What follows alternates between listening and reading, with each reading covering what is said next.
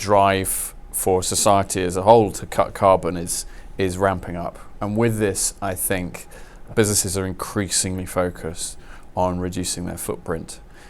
Industry has to report its carbon.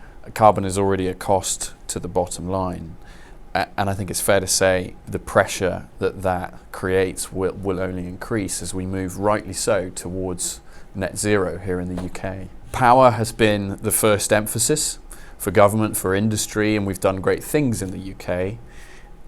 But more now has to be done, the harder yards, and in particular, not just power, but in heating loads and in transportation for those with significant fleets and footprints. This is a great opportunity for business to again differentiate itself and a risk it has to manage. And there is some complexity there, especially with regulation changing.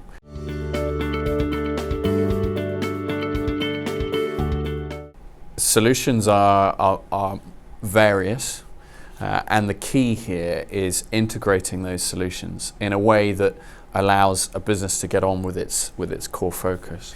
So distributed energy solutions can reduce a customer's load, as we've discussed, but then on-site technologies such as solar plus storage, electric vehicles, there's a double impact there of reducing one's energy cost, but also carbon cost. And then lastly, as we've discussed, engaging with businesses that have the ability to integrate and automate the control of these systems is increasingly important.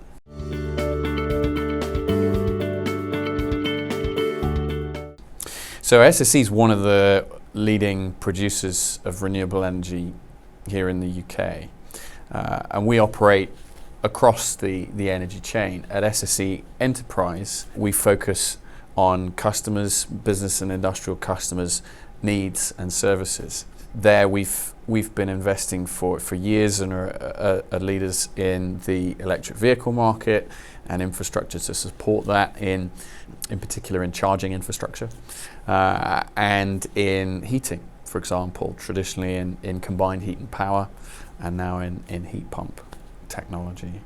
As a group, sustainability is core to what we do, and as a group we have ourselves committed to treble the capacity of renewables.